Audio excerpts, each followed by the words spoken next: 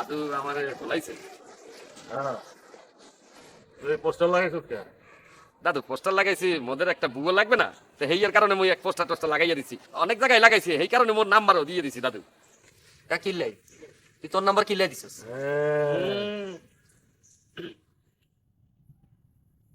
আমরা আপনার নাম্বার কিল্লাই দিছি। কেন দিয়েছেন? আপনি আমাকে নাম্বার দিতে পারলেন না?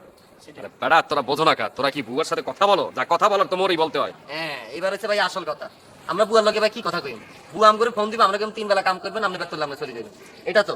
আর হ্যাঁ তোনে বুয়া গলে কথা কওয়া শুরু করলে ভাইয়া ঘরে ডাকবো, দরজার সামনে হাত চাইবো, এটা চাইবো, এটা চাইবো, তারপর বিদায় দাদু করে দিবো। আসলে বিষয়টা সেইটা না। আরে বুয়া বাসায় আসবে, কাপড় চোপড় ধুইবে আর গরজার দেবে, তারপর তরি তরকারি কাটবে, এই এর কারণেই তো মনে কথা বলতে হয়। আর একটু যে রান্না বান্না যে করবে, এই কারণে হাতটা একটু দেখ।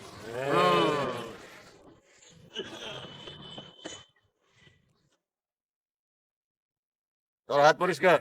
আয় দাদু, এই যে হাত ধোয়া আছে, দেখছেন কি চকচক করতে আছে। পোস্টার ছেড়। ও কি দাদু, পোস্টার ছেলে বুয়া পামু কোনানে? এই বেটা এই তোর সেট থেকে ছেড়ে না কে? আমি হইলে কিন্তু মুই তোরে ছেড়ে ফেলবো। আয়। ছেড় পোস্টার।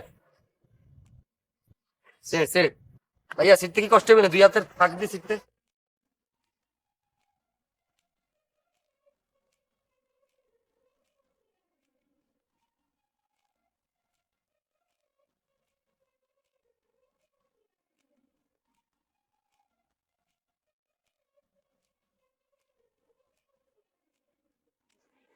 এমনি ছেড়ে। পুরো টানিয়ে না, পুরো টানিয়ে না। আরে বেটা ছেড়তে আছি। আর শোন, কোন রকম অসামাজিক ক্রিয়াকর্ম করা চলবে না। দাদু বুয়া কি এত মনে করেন সামাজিক কর্ম?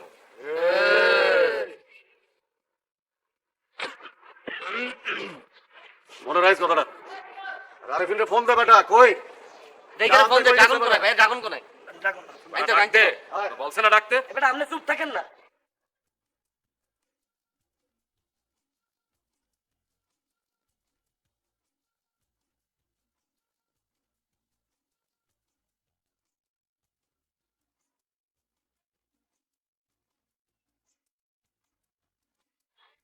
এই ভাই, তুই পাশের গেটে কি করছিস? বুয়ার পোস্টার লাগাই, বুয়া আবশ্যক। দেখছো ওর নাম্বারও দিয়ে দিছি কিন্তু। হ্যাঁ পাগল নাকি? বুয়ার জন্য পোস্টার লাগে? হয়, নাহলে তো মনে করো ভালো বুয়া পাওয়া যায় না বেটা, তাই পোস্টার লাগাই দিতে আছি। এনে হাল শোনো, তুমি উপরে যাইয়া বুঝছো বললো না আবার কেউ রে, তুমি পোস্টার লাগাইতেছো, কথাটা গোপন রাখো।